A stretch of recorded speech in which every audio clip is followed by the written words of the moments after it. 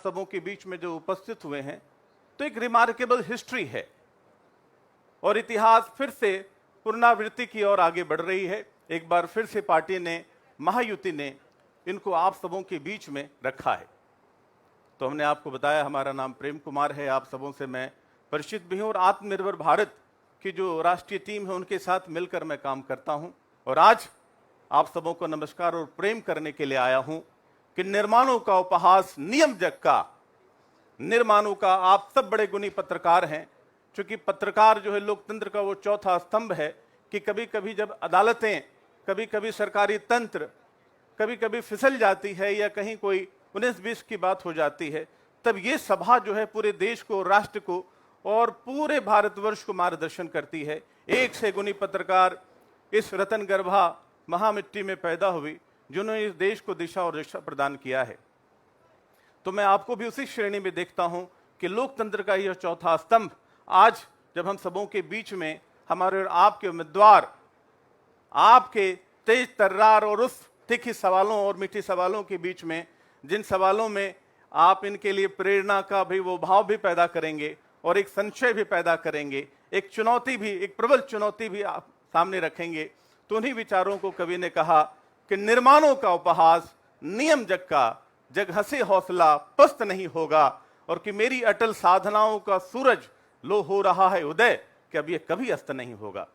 तो ये कभी न अस्त होने वाला विचार, पत्रकारों की अदालत, कल और आएंगे नगमों की खिलती कलियां चुनने वाले, मुझसे बेहतर कहने वाले, तुझसे बेहतर सुनने वाले। कल ये अदालतें होंगी, हो सकता है नरेंद्र जी की जगह कोई दूसरे व्यक्ति होंगे, हो सकता है आप इस पत्रकार परिषद में बैठकर अपने सवालों के साथ जो खड़े हैं, ये महमा बदल जाएगा, लेकिन ये सिलसिला लोकतंत्र का ऐसे चलता रह जाएगा कि हम किस प्रकार का आदर्श स्थापित करते हैं अपने समाज के लिए, अपने नौजवानों के लिए। और विशेष रूप से जब राजनीतिक महासंग्राम छिड़ा हुआ है, पूरी दुनिया महाराष्ट्र के इस चुनाव को कवर कर रही है, पूरी दुनिया इसके पीछे लगी पड़ी है कि जितना राजनीतिक उलट पुलट और जिस प्रकार से ये घमासान यहां मचा हुआ है, यकीन मानिए हम सब उस महाभारत की धरती पे नहीं थे जब कौरव और पांडवों के बीच में हुआ, लेकिन यहां हम सिर्फ एक उपमा के रूप में कौरव और पांडव को लेते हैं, लेकिन घमासान उसी महाभारत की तरह इस महाराष्ट्र के भारत में हो रही है। हो रही या नहीं हो रही है? कैसे हैं आप लोग? मैं तो बोले चला जा रहा हूं, लेकिन आप लोग मेरी बात को कुछ सुन रहे हैं या नहीं सुन रहे हैं? मेरी आवाज आ रही है? ठीक ठाक से आ रही है या और जोर से बोलने की जरूरत है? सर आपको प्रणाम करता हूं मैं। आप लोग अच्छे हैं ना? तो नरेंद्र जी अच्छे उम्मीदवार हैं कि नहीं? अब आपके ये प्रश्न बताएंगे और इस प्रश्न की प्रश्नावली के कड़ी से ही, एक मंथन के बाद ही पूरे देश में, पूरे महाराष्ट्र में, पूरी मुंबई में और विशेष रूप से मीरा भाईंदर की धरती पर यहां के घर घर में एक विषय चर्चा होगी कि इस अदालत में पत्रकारगण जब बैठे हुए तो उनका प्रश्न कैसा था और उन प्रश्नों का जवाब आपके उम्मीदवार ने किस प्रकार से दिया। तो इस घमासान की इस कड़ी में हम आप सबों के बीच में नरेंद्र मेहता जी को भी बुलाने जा रहे हैं। और देखिए, किसी भी राजनेता को जब हम पहली बार देखते हैं, जब देश में नरेंद्र मोदी जी आए तो ऐसा लगा कि वो सैलाब आ गया है, एक सुनामी सी आ गई है, पूरा देश मोदी मोदी मोदी मोदी करने लगा। अभी थोड़ी देर पहले इसी CLED पे चल रहा था, मेहता जी मेहता जी, मेहता मेहता नाम पूरा गूंज रहा था हम सबों के बीच में। लेकिन ये गूंज कितनी गुंजायमान होगी, ये आज आप जैसे पत्रकार परिषद की अदालत में होगी। तो मैं चाहता हूं कि आपके विश्वास के साथ, आपके जोश के साथ और आपके प्रश्नों की ऊर्जा के साथ इस मंच पर मैं निवेदन करने जा रहा हूं, बुलाने जा रहा हूं हमारे और आप सबके बहुत ही प्रिय, बहुत ही आदरणीय क्षेत्र के नायक, लोकनायक, जननायक और महायुति के उम्मीदवार आदरणीय श्री नरेंद्र मेहता जी को। तो मैं चाहूंगा कि आप भी थोड़ी तालियां बजा दें, थोड़ी तालियों के साथ उनका स्वागत करें। उसके बाद जो आपके तीखे प्रश्न होंगे उन प्रश्नों का भी इंतजार करेंगे। नमस्कार, तालियां। चलिए, नमस्कार, आइए, नमस्कार। बैठ सकते हैं। इजाजत है आप लोगों की? जी, क्या बात है। सबसे पहले तो आप सबों के आज समझिए कि मैं आपके और इस किनारे तक मैं एक ब्रिज की तरह, एक पुल की तरह हूं। प्रश्न आपका है, जवाब इनका है, लेकिन उसको उस मेट्रो ट्रेन से पहुंचाने वाला व्यक्ति मैं बनूंगा। तो सबसे पहले तो मैं इनको बधाई देना चाहता हूं, हार्दिक अभिनंदन करना चाहता हूं पत्रकारों की इस महा अदालत में कि आपको उम्मीदवार बनाया गया। धन्यवाद। पूरे भारतवर्ष की सभी मीडिया चैनल देख रही थी कि मीरा भाईंदर के महायुति उम्मीदवार के रूप में कौन आने वाले हैं। तो ऐसा कौन सा आपने पुण्य किया था कि आपको ही उम्मीदवारी प्राप्त हुई? क्या रोशनी डालना चाहेंगे आप? नहीं, कोई पुण्य तो ये था कि अच्छा बुरा समय हमारे जीवन में भी आया, पार्टी में भी उतार चढ़ाव आया, सत्ता रही नहीं रही, और एक पार्टी का निष्ठावान कार्यकर्ता करके काम किया। इसलिए मुझे लगता है कि ये इसी का फल है कि पार्टी ने हमारा दामन नहीं छोड़ा, हमने पार्टी का दामन नहीं छोड़ा। तो यही शायद हमारा पुण्य था कि निष्ठावान के रूप में हमें ये फल मिला है। जी नरेंद्र जी, पत्रकार साथी तो आज इस अदालत में आपसे सवाल और जवाब करने के लिए उपस्थित हुए हैं, लेकिन साथियों आपके रिप्रेजेंटेशन के रूप में मैं कुछ नरेंद्र जी से सवाल पूछना चाहूँगा। नरेंद्र जी, आप इस क्षेत्र में मीरा भाईंदर में एजुकेशन के फील्ड में काम कर रहे हैं, हेल्थ केयर में आपकी इतनी बड़ी है, कंस्ट्रक्शन की दुनिया में भी आप बहुत अच्छा काम कर रहे हैं, और जो लोकतंत्र में राजा जिसको कहते हैं एमपी, एमएलए, कॉरपोरेटर, उस भूमिका से भी आप निकल के आए हैं। लेकिन पिछले कुछ एक दिनों से, कुछ एक वर्षों से, चूंकि पिछली बार जो है आप मैदान में तो उतरे लेकिन थोड़े चूक गए थे, कहीं पिछड़ गए थे, और फिर बीच में जैसे हमने देखा कि 22 जनवरी को प्रभु राम की जो है वनवास, 27 पीढ़ियों के वनवास, इतने वर्षों का वनवास पूरा हुआ और भगवान राम वहां उपस्थित हुए और पूरी दुनिया ने उस भव्य दिव्य दृष्टि को देखा। तो मैं देखता हूं हर व्यक्ति के जीवन में छोटा या बड़ा एक प्रकार का वनवास होता है, चाहे हमारे पत्रकार साथी हों, उनके निज जिंदगी में भी हजारों प्रकार की बातें होती हैं। नरेंद्र भाई साहब, आपके जीवन में किस प्रकार का वनवास रहा? आप उस वनवास को कैसे देखते हैं पिछले 5 वर्षों का, जिसमें आपने सार्वजनिक रूप से राजनीति को भी त्याग दिया, उसको निज त्याग करने के बाद फिर एक बार आप उसी मैदान में खड़े हैं जिसके प्रति आपको थोड़ा सा भी मोह नहीं रहा। तो आप कैसे अपने आप को देख रहे हैं? देखिए, व्यक्ति जीवन में अपने परिवार, अपने व्यवसाय, अपने निजी जो ज़रूरत होती है उसको पूरा करता है, उसमें अपना एक वो निर्णय लेता है। कोई व्यक्ति स्पोर्ट्स में रुचि लेता है, कोई न्यूज़ में लेता है जी। कोई न्यूज़पेपर पढ़ने में लेता है, कोई बुक्स पढ़ने में लेता है, और हम जैसे लोग समाज के बीच में रहने में लेते। और ये वनवास इसलिए वनवास लग रहा था कि दिन रात जनता के बीच में हम रहते थे, और अचानक फिर ऐसा हुआ कि एक साथ सा छूट गया, ऐसा लगने लगा, और वो वनवास बहुत ही कठिन रहा। और अब मुझे लगता है कि ये वनवास का समय आ गया है पूरा होने का, और मुझे पूरा विश्वास है कि जनता फिर से आशीर्वाद देगी। तो जो प्रतिद्वंदी हैं आपके बीच में, आज तो हमने देखा कि काफ़ी लोगों ने अपनी उम्मीदवारी भी वापस ली और आप भी प्रत्यक्ष रूप में खड़े थे, लेकिन फिर भी मैदान में जो है टक्कर बहुत ज़बरदस्त होने की संभावना है। तो आप अपने भीतर वो ऊर्जा कहाँ से जमा कर रहे हैं, कैसा फील कर रहे हैं? देखिए, भारतीय जनता पार्टी एक तो संगठन जो है वो चुनाव हो या ना हो हर रोज़ काम करती है, संगठन को मजबूत करती है। और संगठन मजबूत मतलब जनता के बीच में जाना, जनता की ज़रूरतों को पूरा करना, जनता को सुनना। और ये एक बहुत बड़ा हमारे लिए एक उपलब्धि के रूप में हुआ कि चुनाव हारने के बाद तुरंत संगठन का काम करते गए, इसलिए ज़्यादा मेहनत नहीं करनी पड़ी। लेकिन ये बात भी सत्य है कि पिछली बार हमने थोड़ा लाइटली ले लिया था, ओवर कॉन्फिडेंट हम हो गए थे। तो इस बार हर व्यक्ति के बीच में गए, हम इस शहर के सभी समाज को, सभी वर्ग को मिले, चाहे पान वाले हो, चाय वाले हो, रिक्शा वाले हो, सलून वाले हो, मेडिकल वाले हो, एडवोकेट्स हो, डॉक्टर्स हो, यहाँ तक कि इंडस्ट्रियलिस्ट हो, बिजनेसमैन हो, फिर अलग अलग समुदाय हो, महाराष्ट्रीयन हो, मराठा समाज हो, गुजराती हो, मारवाड़ी हो, उत्तर भारतीय हो, इन सभी जगह मैं पिछले, अगर मैं कहूँ मार्च से लेके अभी तक करीबन मैं 70,000 लोगों से रूबरू हुआ है, अलग अलग माध्यम से। क्या बात है, क्या बात है। 70,000 लोगों से रूबरू हुए।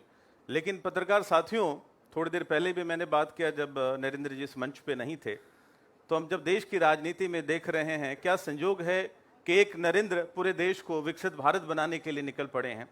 एक नरेंद्र महाराष्ट्र को नंबर 1 स्टेट तो बना ही रहे हैं, लेकिन और भी बेस्ट जो कर सकते हैं इस स्टेट के लिए करना चाह रहे हैं। और ये नरेंद्र मीरा भाईंदर में इतने वर्षों से आप यहाँ के मेयर भी रहे, मेयर अपने आप कहेंगे, और क्षेत्र तो है, वो क्षेत्र का प्रधानमंत्री होता है। आपके जीवन में भी आपने भी चुनाव लड़ा है, चुनाव हारा है, तो दोनों अनुभव हैं आपके जीवन में। तो ये जो तीसरा छोटा हमारा नरेंद्र है, उस नरेंद्र से तो अपने आप को कैसे देखता है कि यहाँ पे वो मिनी भारत आप कैसे तैयार करेंगे, क्योंकि मीरा भाईंदर आज पूरे देश में इसकी अपनी एक पहचान है। और उस पहचान में जहाँ तक मुझे पता है और जहाँ तक हमारे सभी पत्रकार साथियों को भी पता है कि एक कंट्रीब्यूशन तो इस नरेंद्र का भी है। तो आप उसको कैसे देखते हैं और अपने उन उपलब्धियों को, कौन सी ऐसी उपलब्धियां हैं जो इस पत्रकार की महाअदालत में आप रखना चाहेंगे और जो कि इनको भरोसा हो कि वो काम आपने ही किया है और उसको कई गुना शक्ति के साथ और बढ़ाने का मादा आप अपने ही भीतर रखते हैं? देखिए, व्यक्ति के लिए अपना घर होता है, मेरे लिए अपना शहर है। व्यक्ति अपने घर से प्यार करता है, मैं अपने शहर से प्यार करता हूँ। इस शहर के अंदर जितनी भी चीज़ें हैं, कोना हो, रास्ता हो, नाला हो, यहाँ तक कि हमारे लता मंगेशकर हॉल हो, प्रमोद महाजन जी हॉल हो, इंदिरा ठाकरे हॉल हो, सीमेंट रोड की बात हो, फ्लाईओवर की बात हो, ये सारी चीज़ों की मुझे एक एक कोना कोना याद है, इसलिए कि मैं रोज़ उसको जीता हूँ जी। और उन सारी चीज़ों को अपने हाथों से बनाने का मैंने प्रयास किया है। इसलिए मैं हर चीज़ से, यहाँ पे आप 20 साल पहले का कोई काम कहिए, 15 साल पहले का कहिए, 10 साल पहले का कहिए, सारा मेरे जहन में यहाँ पे वो एकदम मेमोरी की तरह फिट है। जैसे कहते हैं ना, जब व्यक्ति अपना घर बनाता है, एक एक बारीक बारीक चीज़ें ढूंढ ढूंढ के लाता है और अपने घर को सजाता है, और उस घर में अगर ज़रा भी कुछ हो जाए तो उसे बहुत पीड़ा होती है। उसी तरह से हमने इस शहर के अंदर एक एक चीज़ ला के इस शहर को संवारा है और शहर की सारी चीज़ों को हमने पूरा करने का प्रयास किया। जब उसमें कोई भी खंत लगता है तो आज भी दुखता है यहाँ पे कि यार ये बाकी रह गया, ये करना था, ये ऐसा नहीं, ये ऐसा होता तो अच्छा होता, ये वैसा होता तो अच्छा होता। इस तरह का प्रेम हम इस शहर से करते हैं। क्या बात है। एक व्यक्तिगत सवाल भी अपने पत्रकार बंधुओं की तरफ से आपसे पूछना चाहूँगा, आपकी अपनी एजुकेशन क्वालिफिकेशन के बारे में, कि आप जिस उपलब्धि और जिस अचीवमेंट पे आज खड़े हैं, आपको क्या लगता है अगर क्या आप भी BA किए होते, MA किए होते, PhD किए होते, कोई रिसर्च वर्क किए होते, तो भी वही नरेंद्र मेहता बन पाता, या जो घटनाएं आपके जीवन में घटी है जिसने इस नरेंद्र मेहता को तैयार किया है, तो दोनों में कहीं कुछ खेद होता है कि एजुकेशन और भी किया होता तो और भी मैं कुछ कर सकता था? मैं BA अगर किया होता या MA किया होता तो आज यहाँ ना होता। क्या बात है। यही कहूँगा कि डेस्टिनी लिखी होती है, जो लिखा था वो हुआ, और मैं खुश हूँ उस बात से, कोई निराश नहीं हूँ। जो कुछ मिला है उसमें बहुत ही समाधान भी हूँ और सुखी भी हूँ और ऊपर वाले का आशीर्वाद भी समझता हूँ। क्या बात है नरेंद्र जी। एक तो है कि जो आपके जीवन की उपलब्धियां एक सामान्य मनुष्य के लिए, मीरा भाईंदर में रहने वाले के लिए एक बहुत बड़ी उपलब्धि है। जिस घर परिवार से आपके ताल्लुकात हैं, सारी चीज़ें पब्लिक डोमेन में है, लेकिन फिर भी आप उसी संन्यास के बाद एक बार फिर से जब घर वापसी हुई है, जिम्मेदारियां आपने फिर अपने कंधों और अपने दिलो दिमाग में उठा लिया है, तो हमारा प्रश्न ये बनता है कि अब आपके भीतर क्या ड्रीम है इस शहर को लेकर? अब इस बार जब अगर आप जीत के आते हैं या पब्लिक जिताने के लिए आपको खड़ी होती है, घर से निकलती है, आपके लिए वोट करती है, नौजवान आपके साथ चलते हैं, महिलाएं चलते हैं, बूढ़े बुजुर्ग आ जाते हैं, तो अब आपके भीतर ऐसा कौन सा स्वप्न है कि जो हुआ है उसको और बेहतर तरीके से आप क्या करने की आशा आकांक्षा रखते हैं? मेरी एक खासियत है कि मैं कहीं भी जाऊँ, चाहे मुंबई हो, नासिक हो, पूना हो, नागपुर हो, या जिस किसी भी कोने में महाराष्ट्र का हो या देश का हो या फिर दुनिया का हो, मैं जब भी चलता हूँ तो सड़क से लेके, बस स्टॉप से लेके, स्ट्रीट लाइट से लेके, गार्डन से लेके सब नोट करता हूँ, क्या ये मेरे शहर में हो सकता है, क्या मुझे क्या अडॉप्ट करना है, वो सारी चीज़ें मैं अपने जहन में लेके आता हूँ और कोशिश करता हूँ कि उस सारी चीज़ें मैं अपने शहर वासियों को दूँ या अपने शहर पे उसे उतारूँ। तो हमेशा मेरा माइंड जब भी कहीं जाता हूँ तो एक शहर को ध्यान में रखता है। मैं किसी सड़क से गुजरता हूँ तो मुझे शहर ही अपना ख्याल आता है। तो सारी चीज़ें मैं अपने सपने संजोता हूँ और इस शहर में उतारने का मैं प्रयास करता हूँ। तो इस शहर के बहुत सारे सपने हैं जो मुझे विश्वास है कि इस बार जनता का आशीर्वाद मिलेगा और हम बनाएंगे। अगर मैं बात करूँ तो सभी पत्रकार बंधु यहाँ पे, नेता तो हमारे पहले भी थे, सरकारें पहले भी थी। हमने 5 साल जब काम किया तो रास्ते, गटर, पानी ये तो था ही। ये किसी ने नहीं सोचा था कि मीरा भाईंदर में पुलिस कमिश्नरेट हो, मीरा भाईंदर में मेट्रो आए, जी। फ्लाईओवर आए, मीरा भाईंदर में तहसील कार्यालय आए, मीरा भाईंदर में कोर्ट आए, मीरा भाईंदर में सोसाइटी रजिस्ट्रार आए। उदाहरण दे रहा हूँ, वसई के खाड़ी के ब्रिज की बात हो, एग्जाम्पल स्वर्गीय लता मंगेशकर जी ऑडिटोरियम की बात हो, ये सारी चीज़ें हमने 5 साल में लाई। ये ज़रूरत है, हालांकि पहले भी थी, लेकिन कभी भी शहर में मैंने जितना देखा है, रोड, गटर, पानी, इसके आगे कभी किसी ने सोचा भी नहीं है, गए भी नहीं। पत्रकार विटनेस है। ये जितनी बड़ी बड़ी चीज़ें हम लेके आए, भाईंदर वेस्की में टेम्बा हॉस्पिटल की बात करूँ, जिसे पंडित भीमसेन जोशी रघुना किया, हमने तो यहाँ तक कि वेटर्निटी हॉस्पिटल भी बनाया था, लेकिन उसके अंदर बाद में ऑफिस शुरू हो गई और बात है। तो ये सारी चीज़ें हम इस शहर में लेके आए, जो कि बहुत पहले आना चाहिए था। राइट। और लेकिन ये शायद हमारे ही नसीब में लिखा था, इसलिए हमारे होते हुए सारी चीज़ें हुई है। अभी पत्रकार बंधु से मेरी बात भी हो रही तो कह रहे थे जो पिछले 5 साल की गाड़ी जो थोड़ी धीमे चली है, अभी ये नए तेज लोकल एक नई तरीके से आगे बढ़ेगी। लेकिन इस बार जो आपकी उम्मीदवारी है, ये महायुति और महागाड़ी है। पूरा देश अब इसी को कवर कर रहा है कि महाराष्ट्र में क्या होने वाला है, और विशेष रूप से ये सीट एन मौके पे, लास्ट मोमेंट पे, जैसे आखिरी गेंद पे महेंद्र सिंह धोनी छक्का लगाते हैं, हेलीकॉप्टर सेट खेलते हैं, तो उस मौके पे आपको यहाँ उतारा गया है। तो अब ये कितनी चैलेंजिंग देख रहे हैं, चूंकि आपने तो जो काम किया है वो सारी पब्लिक भी जानती है, हमारे पत्रकार बंधु भी जानते हैं, लेकिन ये जो राजनीतिक गणित इस बार जो एक नया रूप ले चुकी है, उसमें ये नरेंद्र, देवेंद्र और उस नरेंद्र को अपना आइडियल मान के कैसे आगे बढ़ने वाले हैं? नहीं, ये चैलेंज थी, क्योंकि पूरे देश में महाराष्ट्र में इस सीट जो है केंद्र बिंदु बनी हुई थी कि कब मिलेगी, किसे मिलेगी, कहाँ मिलेगी, क्योंकि लास्ट दिन 12 बजे के आसपास डिक्लेयर होती है सीट, तो स्वाभाविक है। और जब इस तरह से सीट मिलती है तो आपके चैलेंजेस भी बढ़ जाते हैं कि अब इस विश्वास पे खरा उतरना पड़ेगा। जो आसानी से मिल जाता है सभी को तो ठीक है, खरे उतरे नहीं उतरे, लेकिन इस सीट पे खरा उतरना बहुत ज़्यादा ज़रूरी है, और हमें विश्वास है कि हम इस पे खरे उतरेंगे। और हम पत्रकार के बीच में जाएंगे, लेकिन जो टफेस्ट चुनौती है, महाभारत में निकली थी एक गीता उधर खड़ी हैं आपके लिए, तो उस गीता को फेस करने के लिए आप कितने बड़े कृष्ण बनने की तैयारी में हैं, उसको आप कैसे फेस कर रहे हैं? क्योंकि पिछली बार वो निर्दलीय थे और के पार्टी में थे, और इस बार महायुति में हैं आप। तो मैं तो देख रहा हूं कि आपकी चर्चा बहुत जोरों शोरों में है, लेकिन राजनीति में एक वोट से अटल जी की सरकार गिर गई थी। तो उस गीता से ये नरेंद्र कैसे टकराने जा रहे हैं? क्योंकि यही दोनों कंपटीशन में दिख रहे हैं, और बीच में मुजफ्फर हुसैन साहब हैं, बाकी तो सारी गिनती की चीज़ें हैं। तो इसका ये अर्जुन कैसे तैयार होगा कि इस महाभारत को जीत जाएगा, और खास करके जब एक महिला हो, गीता हो, जिनके पिछले बार एक बड़ी चुनौती भी रही आपके जीवन में? देखिए, पिछली बार उन्होंने एक फेक नैरेटिव सेट किया था, जिसके अंदर ओवर कॉन्फिडेंस से क्या फ़र्क गिरता है, बोलने दो, जनता जानती है कि हमने काम किया। लेकिन कहते हैं ना कि झूठ के पैर ज़्यादा दिन नहीं चलते, कहीं ना कहीं जाके रुक जाते, और सच कभी दबाया नहीं जा सकता है। और आज 5 साल के बाद झूठ थक हार गया और सच वापस से बाहर आया है। तो जनता जानती है कि शहर में 5 साल में क्या हुआ, और 19 से लेकर 2014 से लेकर 19 तक क्या क्या हुआ, ये जनता है। आज अगर आप देखेंगे तो मीरा भाईंदर में हमें ज़्यादा मेहनत नहीं करनी पड़ी, क्योंकि वो झूठ ही बाहर आया। अब जनता के मुंह पे एक ही है कि इन 5 सालों में कुछ नहीं हुआ, पिछले 5 सालों में बहुत कुछ हुआ था, और वो श्रेय जनता मुझे देती है। और मुझे विश्वास है कि उसी विश्वास पे आगे भी हमें खरा उतरना है डेवलपमेंट के माध्यम से। और जनता ने मान लिया कि हम नरेंद्र मेहता पे विश्वास कर सकते हैं काम के मामले में, और मुझे विश्वास है कि यही हमारा नारा है, संकल्प मीरा भाईंदर के विकास का, और विकास के नाम पे जनता फिर हमें वोट देगी। क्या बात। बस आखिरी सवाल लूँगा, उसके बाद आप अपने सवालों को अपने मन मस्तिष्क पे तैयार रखें, उस पटल को हम लोग सुनेंगे। 5 वर्षों का जो वनवास, और जब से ये टिकट डिक्लेरेशन हुई, तो वो नरेंद्र मेहता जो 5 वर्षों से इसी मीरा भाईंदर में हर व्यक्ति को अटेंड कर रहा था, किसी के बर्थडे का प्रोग्राम हो, शादी का प्रोग्राम हो, उनके घर में कोई छोटे बड़े कार्यक्रम हो, आपके चाहने वाले हों, नेता हारता है या जीतता है, नेता तो नेता ही होता है।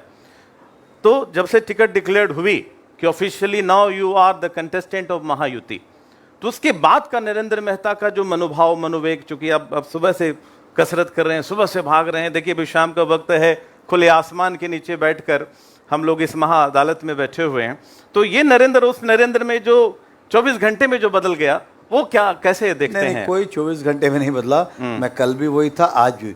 ये बात सत्य है कि पिछला चुनाव हारने के बाद, ठोकर लगने के बाद, अपने जीवन में भी बहुत सारा परिवर्तन में लेके आया हूँ, और जनता की सोच को समझने का हमने प्रयास किया है, और उसी सोच पे हम खरा उतरने का प्रयास कर रहे हैं। तो कल भी हम वही थे, आज भी वही है, और कल भी हम इससे बेहतर बनने की कोशिश करेंगे। कि कभी भी अब यह है कि सर पे नहीं चढ़ेगी बातें, और मैं जनता का दिल से आभार व्यक्त करता हूँ कि मुझे फिर से जनता ने स्वीकारा है। तो क्या अगर सरकार बनती है, जिस तरीके से महत्वपूर्ण एन मौके पे आपकी टिकट की डिक्लेरेशन हुई, अगर सरकार बनती है महायुति की, तो आप क्या देख रहे हैं कुछ मंत्रिपरिषद भी आपको मिल सकता है? मैं इतनी दूर कभी सोचता ही नहीं।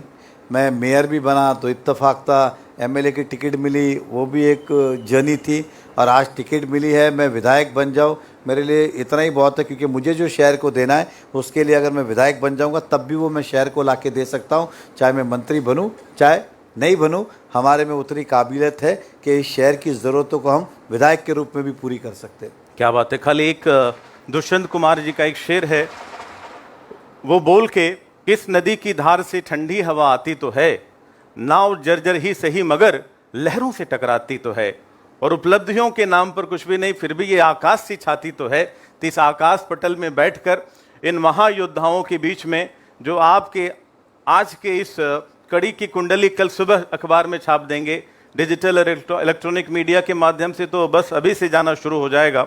तो मैं चाहूंगा कि आप एक एक करके माइक उनको दिया जाए प्लीज। हमारे सवाल जितने सकारात्मक हों उतनी ऊर्जा भरी होगी। आप अपना नाम बताएं और संक्षेप में सवाल पूछें। मेरा नाम अनिल चौहान है जी, दैनिक भास्कर से हूँ। मेहता जी आपसे एक जानना चाहूँगा। थोड़ी आवाज माइक थोड़ा दूर रखी बात कीजिए। मेहता जी आपसे जानना चाहता हूँ कि निश्चित 5 साल आप जो काम आवाज़ करिए ज़रा। निश्चित 5 साल जो आप काम किए उसकी रफ्तार तेज थी, इसमें कोई दो राय नहीं है। तो जो चुनाव आपका पिछला हुआ और दुर्भाग्य से आप नहीं आ पाए, तो कोई ऐसा आपने डिज़ाइन किया था मीरा भाईंदर के डेवलप को लेके, या कोई ऐसा विशेष काम जो अधूरा रह गया, आपने सजोया था कि ये काम करूँगा? मैं फिर से आपका सवाल, माइक की आवाज़ ज़रा बढ़ाइए ना,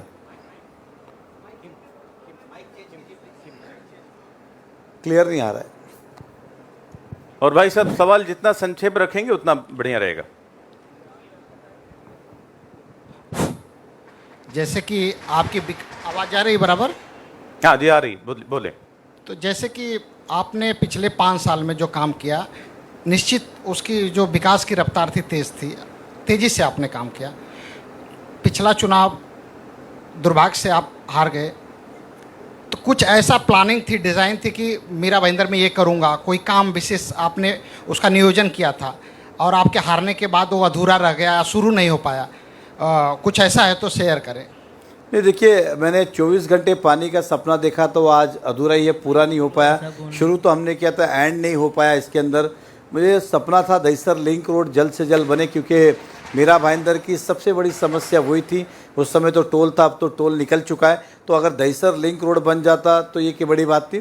दूसरा एक सपना था कि मीरा भाईंदर में ज़्यादा से ज़्यादा कॉलेजेस निर्माण हो, और हमने सोचा था कि आने के बाद इस शहर के अंदर ज़्यादा से ज़्यादा कॉलेजेस निर्माण करेंगे। आज मीरा भाईंदर में एसएससी के 10,000 से ज़्यादा बच्चे पास होते, और इस शहर में आप भी गवाह हो, 18-15 साल में एक भी कॉलेज इस शहर में नहीं बना, जबकि आबादी 2 गुना 2.5 गुना हो गई है।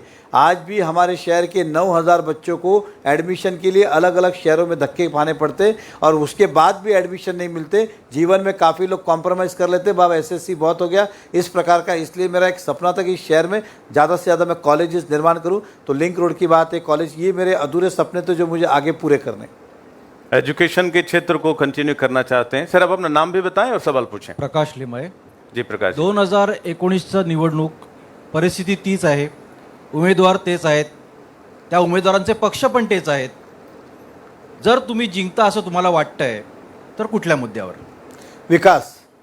विकासाचा मुद्द्यावर, कारण की आजही तुम्ही बघा, आमची जी ओळख आहे ते डेव्हलपमेंटचीच आहे, आणि जे कामं आम्ही केलेली 30 कामं आज जनतेला दिसायला लागली, आणि जनतेने ते कंपॅरिझन केलं की पहिला काय होतं आणि आज काय. मी आजही आपल्याला विचारेल, 19 ते 24 या शहरामध्ये मला एक वास्तू दाखवा की ही वास्तू उभी राहिली, ते एकही अशी वास्तू नाही. हे जनतेने सुद्धा बघितलेलं आहे, आणि आमचं म्हणून विकासच मुद्दा, संकल्प विकास का, हाच आमचं नारा पण आम्ही दिलेला आहे.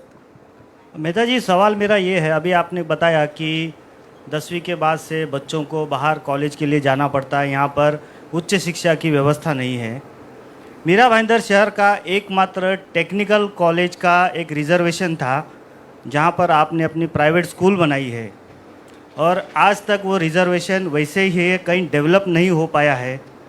तो कहीं ना कहीं ये आपने एक अन्याय नहीं किया है शहर के बच्चों पे, क्योंकि कानून में प्रावधान है, म्यूनिसिपल कॉरपोरेशन एक्ट में भी प्रावधान है कि हर शहर में एक टेक्निकल इंस्टीट्यूट होना चाहिए।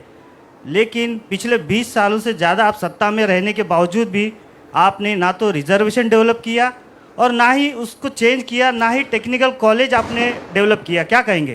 नहीं, देखिए आपको बता दूं कि जिस समय वो स्कूल बनाए, मीरा भाईंदर कॉस्मोपॉलिटन शहर है। हम कह सकते हैं कि आज की अगर मैं बात करूं तो 80% लोग जो नए आते हैं वो अदर स्टेट के आते हैं, वो चाहे साउथ के हो, उत्तर प्रदेश के हो, गुजरात के हो, राजस्थान के हो, हरियाणा हो, कहीं के भी हो। और यहाँ पे हमारा स्टेट बोर्ड है, गुजरात में गुजरात बोर्ड है, अलग अलग जगह अपने बोर्ड है।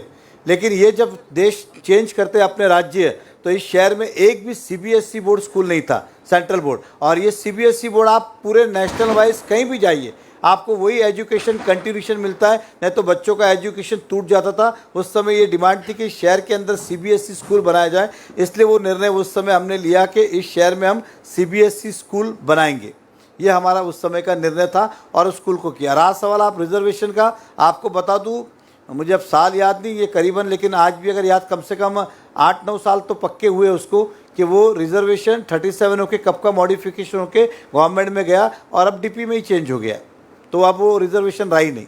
चलिए, उनके थोड़े से सवाल थे एकेडमिकली, जो इन्होंने थोड़ा सा उसमें उनके मन में जो संशय था कि कहीं वो गवर्नमेंट का काम था, आपने उसको पीछे तो नहीं किया, लेकिन एडिशनल इन्होंने एक नया विद्यालय बना के बोर्ड का ग्रेड ही बढ़ाया है, इसके लिए बधाई भी दी जाती। भाई साहब, अपना नाम बताएंगे आप? Shakeel Sheikh, city news. जी, स्वागत। मेरा सवाल है आपसे कि पिछले जो 2019 के चुनाव है उस टाइम में भी हमले किए गए, राजनीतिक हमले किए गए, अभी भी किए जा रहे। और अभी जो मैं सीधा अगर नाम लूँ तो अब तक का 5 साल में नीला सोंस ने कभी नाम लेकर के आप पर हमला नहीं किया था, लेकिन इस बार उन्होंने बाकायदा नाम लेकर के हमला किया कि मार्केट में आपने बहुत बड़ा घोटाला किया है। इस चीज़ को आप क्या जवाब देंगे इस संदर्भ में? क्या लेना देना मेरा मार्केट से, मेरा और घोटाला किस बात का मार्केट में, आप मुझे वो बताएंगे पहले। ये खाली एक अफवाह है, उन्होंने क्यों कहा वो जवाब उनसे ही पूछिए। लेकिन इस शहर के अंदर एक बाजू हमारे जो अभी कांग्रेस के उम्मीदवार है, क्या आरोप लगा रहे, क्या आपने शहर में मार्केट क्यों नहीं बनाया, और आप क्या आरोप लगा रहे कि मार्केट क्यों बनाया। ये मार्केट जब तक, देखिए किसी भी जगह आप चर्चगेट से लेके विरार तक जाए, फेरी वाले हर जगह है।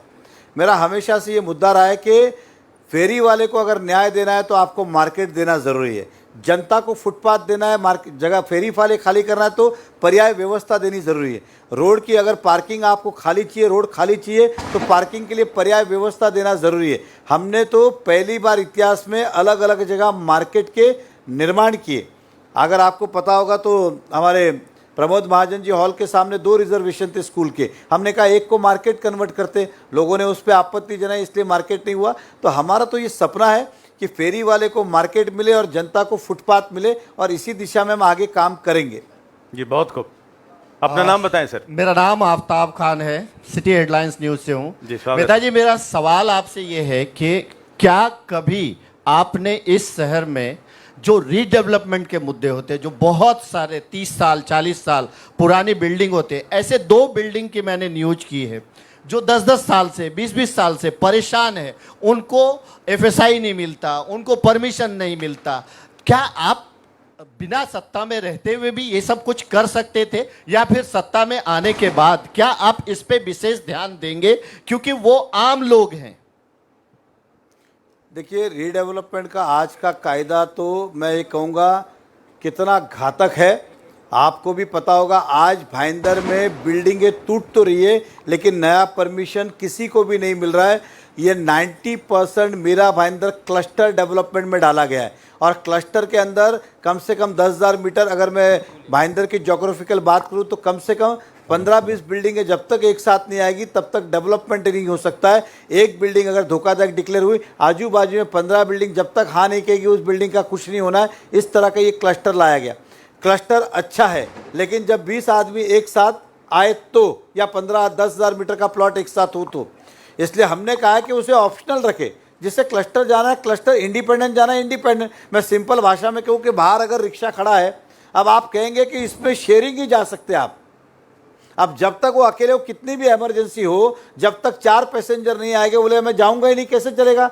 इसलिए हमने कहा जिसे मीटर पे जाना है मीटर पे जाए, जिसे जॉइंट शेयरिंग में जाना है शेयरिंग में जाए। आपने कायदा बना दिया अब कि नहीं खाली इस पर शेयरिंग पे ही जा पाएंगे, अकेला आदमी नहीं चलेगा, कैसे चलेगा। फिर किसी में अलग अलग प्रकार के लोग चढ़ेंगे तो बोलेगा नहीं मुझे इसके साथ नहीं जाना है, फिर वो कहेगा इस बिल्डर के साथ नहीं जाना है, उस बिल्डर। इसलिए क्लस्टर बहुत ही घातक। दूसरी सबसे बड़ी बात, ये महाराष्ट्र एक्सपेरिमेंट के लिए मीरा भाईंदर ही चाहिए था क्या एक्सपेरिमेंट के लिए। अब तक महाराष्ट्र में कहाँ क्लस्टर सक्सेस हुआ है कि जो मीरा भाईंदर में आप लेके आए।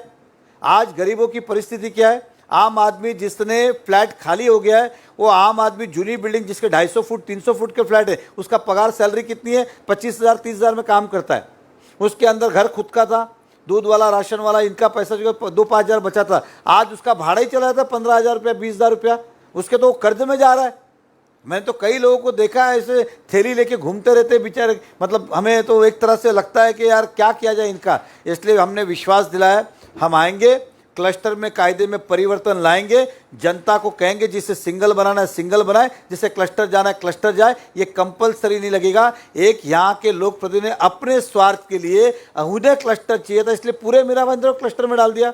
ये इस शहर का बहुत बड़ा एक काला दिन कह सकते हैं हम। मेहता जी, एक सेकंड नरेंद्र जी, ये बात सत्य है कि आप हारे या जीते, जो नेता होता है जिसकी नेतागिरी दमदार होती है उसी पे सवाल उठाए जाते हैं। तो ये सवाल चूंकि उनकी उम्मीद आप हारने के बाद भी, चूंकि आप नेता हैं तो आपको करना ही पड़ेगा। ये विश्वास मैं देख रहा हूं कि भाई ने पूछा आपसे, ये भी बड़ी बात है चूंकि आपकी छवि लोगों के भीतर में है कि आप हारे हैं या जीते हैं, आप चुन के आए या नहीं आए, लेकिन उम्मीदें लोगों की बहुत बंधी हुई है। इट शोज़ कि आप 5 वर्ष भले विधान परिषद में नहीं बैठे हों, विधानसभा में नहीं गए हों, लेकिन लोगों की उम्मीदें हमेशा सदैव आपसे बनी हुई रही है। जी अगला प्रश्न, आप नाम बताएं भाई साहब। सर मेरा नाम अजीम तांबोली है, YSR न्यूज़ से है। स्वागत है आपका। अक्सर मेहता जी एक आरोप आप पर हमेशा किया जाता है TDR घोटाले का, और ये जो क्लब बना है उस पर भी कई आरोप किया जाता है कि आपने बड़ा भ्रष्टाचार किया। आज उसका खुलासा हो ही जाए। नहीं, ये अच्छा है कि एक बार खुलासा हो ही जाना चाहिए। पहले बताइए, जिस आरक्षण की आप बात करें या इस शहर में जितने भी गार्डन हो, प्लेग्राउंड हो, मार्केट हो, हॉस्पिटल हो, अगर लोग TDR नहीं लेते तो एक भी आरक्षण बनता क्या? एक भी आरक्षण बनता क्या? 1997 में DP मंजूर हुआ, 1997 में हमारे यहाँ TDR पॉलिसी आई मेरे ख्याल से 2006 के आसपास। उन 9 साल में हमें कौन सी जगह मिली? एक भी जगह नहीं मिली डेवलपमेंट करने के लिए। TDR पॉलिसी आई तो हुआ। अब हमारी जो कंपनी है उसने TDR लेना ही बंद कर दिया। देखिए, किसी भी ज़मीन को अधिग्रहण करना है, कॉरपोरेशन हो, स्टेट गवर्नमेंट हो, सेंट्रल हो, तो कायदा क्या है?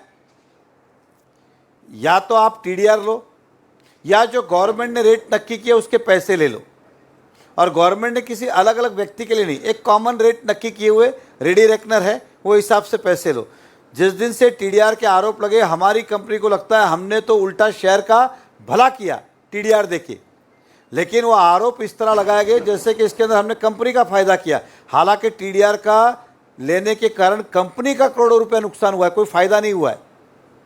अब कंपनी ने एक पॉलिसी बनाई, आप देखिए पिछले 5 साल में TDR ही लिया। उन्होंने बोला हमें TDR नहीं चाहिए, आपको जमीन चाहिए, अधिग्रहण करो, पैसा दो, चैप्टर क्लोज करो, और सरकारी भाव से दो, हमें ज़्यादा भी नहीं चाहिए। आज कितने कारण से ये काम सब रुके हुए। अगर मीरा भाईंदर के सभी लोग ये कर दे कि हमें TDR नहीं चाहिए, मार्केट रेट दो, तो आपको बता दूं, अगर नगर पालिका कल से लाइट बिल बंद कर दे, पगार देना बंद कर दे, कि पानी का बिल भरना बंद, 1 रुपया भी खर्च नहीं करे, तब भी ये मीरा भाईंदर की सारी ज़मीन एक्वायर करने में बंद करने, मतलब एक भी खर्च नहीं करे, और जितनी आमदनी है कम से कम 20 साल लग जाएंगे उनको सारी ज़मीन एक्वायर करने के लिए। इतना पैसा कॉरपोरेशन को लगेगा। तो मैं तो जनता से कहूँगा, अगर TDR कोई लेता है तो उनका तो हाल माला दे के स्वागत करना चाहिए, धन्यवाद व्यक्त करना चाहिए कि भैया शहर के ऊपर आपने उपकार किया है। और मैं राजनीति में आऊँगा तो मैं तो उस बिल्डर का, या जो देने वाला होगा, लैंडलॉर्ड होगा, किसान होगा, उनका तो आभार ही व्यक्त करूँगा कि आपने बहुत बड़ी मेहरबानी की है, कॉरपोरेशन को TDR के बदले जगह देखिए। क्या बात है। मेहता साहब, मैं एक मिनट भाई साहब, मैं भाई साहब को भी बहुत बधाई देता हूं जो इतनी हिम्मत के साथ 7-Eleven क्लब में बैठकर नेताजी के सामने, नेताजी के परिसर में, तो आप बहुत, और भाई साहब को भी बधाई देता और हूं कि उसी खुलासे में क्लब की बात की, वो भी खुलासा कर देता हूँ। देखिए ऐसा है, इन्होंने खाली क्लब ही कहा, लेकिन मैं सभी खुलासे कर वो मैं देख लिया, सभी खुलासे आपने कर दिए। नहीं, मैं कर देता हूँ। 2019 में एक नैरेटिव चलाया गया जी वही नैरेटिव वो आज भी सेट करने की कोशिश कर रहे। जी। नैरेटिव क्या था? एग्जाम्पल, मेहता साहब ने स्कूल बनाया, बंगला बनाया, हॉस्पिटल बनाया, होटल बनाया, क्लब बनाया, ये सब इस प्रकार की अफवाह थी, यही थी ना। लेकिन उस समय अगर व्यक्ति ने ध्यान से सोचा होता, मैं विधायक बना अक्टूबर 2014, मतलब ऑलमोस्ट हम कह सकते 2015, 2 ही महीने बाकी थे।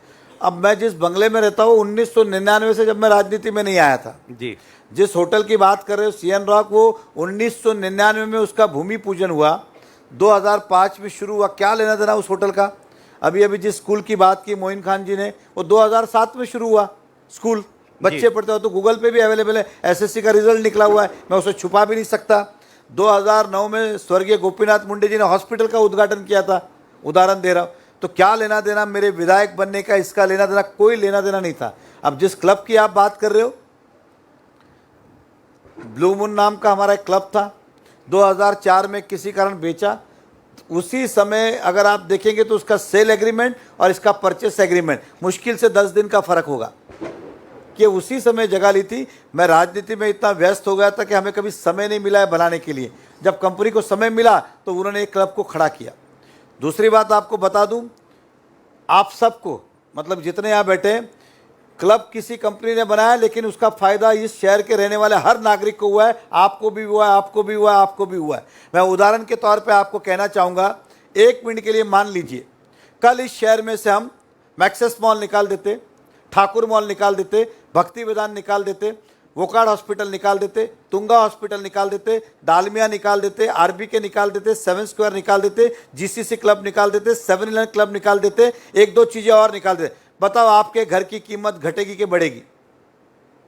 मेरा सवाल का जवाब दीजिए, आप ही से पूछता हुआ। घटेगी कि बढ़ेगी? घटेगी, क्योंकि शहर में अगर ये चीजें नहीं होगी तो फिर शहर का अस्तित्व क्या? जब जब चीजें आती है, बनाता कोई और है।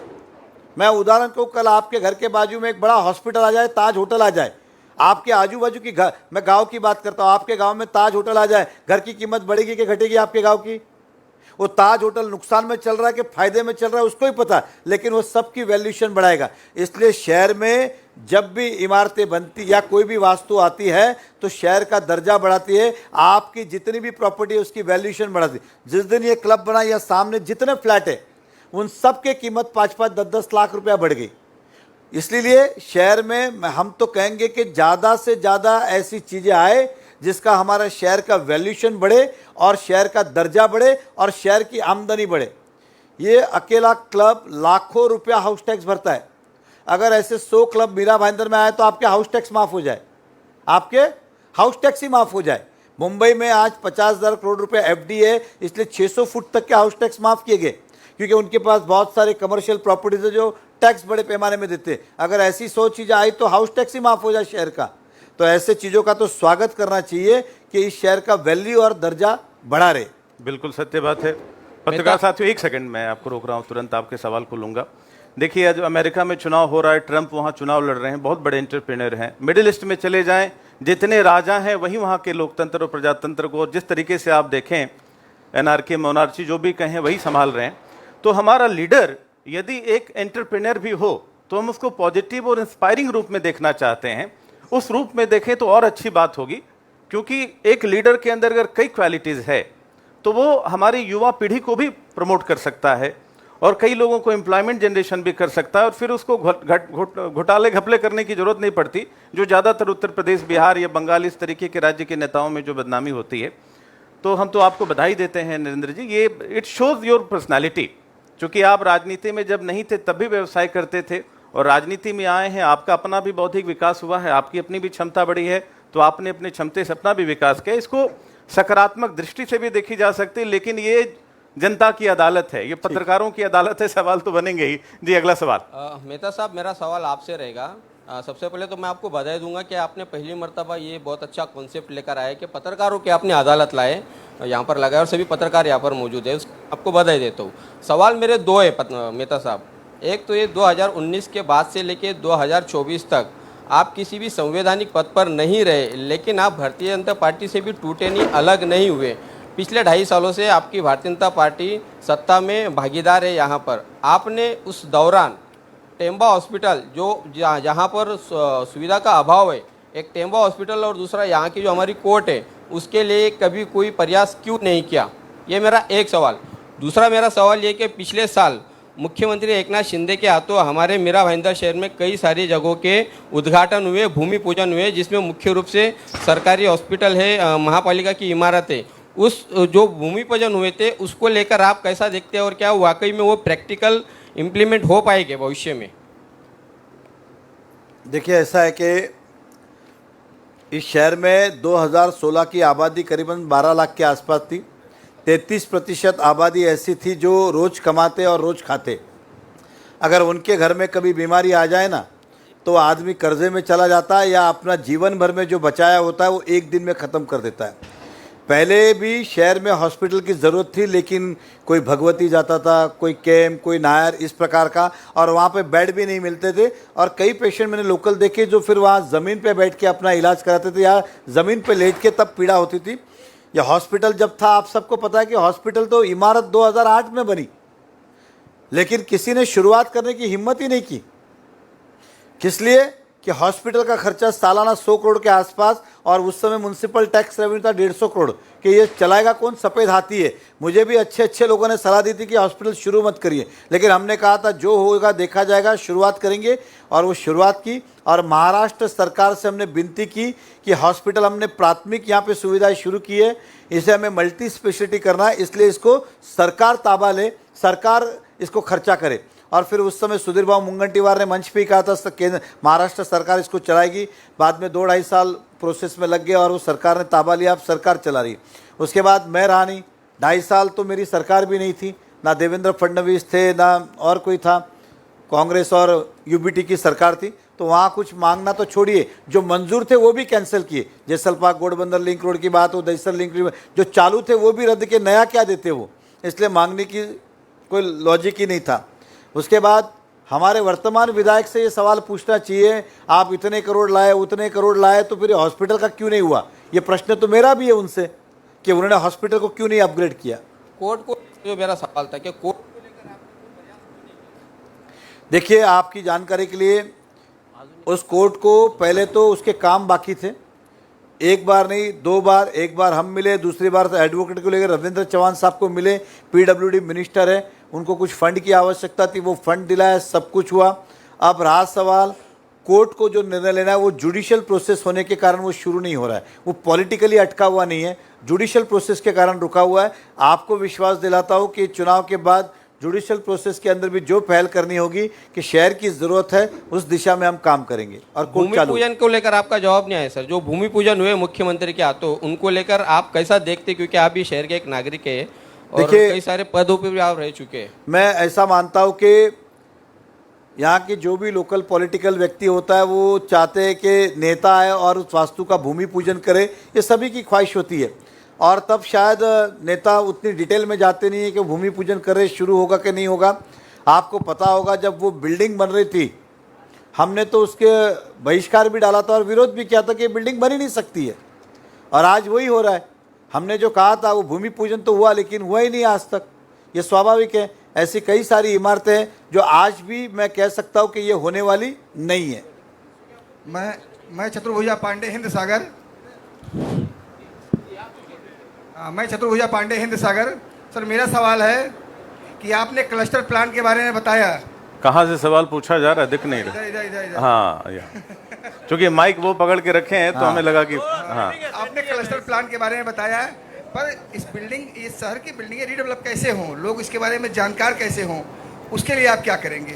नहीं, हमने आपसे यही कहा है कि इस कायदे को अमेंड करना ज़रूरी है, और कायदा अमेंड नहीं होगा तब तक बिल्डिंगें बन नहीं सकती है। और हमने जनता से वादा किया है कि हम आने के बाद इस कायदे को अमेंडमेंट करेंगे, जो मैंडेटरी है उसको ऑप्शनल करेंगे, ऐसा मैंने कहा। नहीं, पब्लिक कैसे जानकार होगी इसके बारे में? पब्लिक नहीं तो कैसे मैं कह ही रहा हूं ना कि हमारे साथ पब्लिक के साथ इतना खतरनाक कायदा लाया है कि आम आदमी को देखा है मैंने बिलखते हुए, ठेली लेके घूमते हुए, कि इस तरह के कायदे लाए जिसके हाथ नहीं, पैर नहीं, आगे नहीं सोचा, पीछे नहीं सोचा। और क्या जरूरत थी कि मीरा भाईंदर में इसके पहल करने की? महाराष्ट्र इतना बड़ा, कहां पे क्लस्टर सक्सेस हुआ? यही तो हम कह रहे हैं। इसलिए हमने कहा कि इस कायदे में आने के बाद अमेंड करेंगे ताकि जनता को न्याय मिल सके।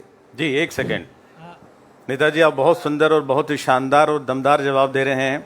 न्यायपालिका, चूंकि मैं भी एक लॉयर हूं, पढ़ा लिखा व्यक्ति हूं, तो ये बात सत्य है, कार्यपालिका की अपनी एक जिम्मेदारी है, न्यायपालिका की अपनी जिम्मेदारी है, लेकिन कार्यपालिका ही न्यायपालिका को लेकर आती है, जिसके लिए आप प्रयास कर रहे हैं और उसको पब्लिक तक पहुंचाना अवेयरनेस के रूप में।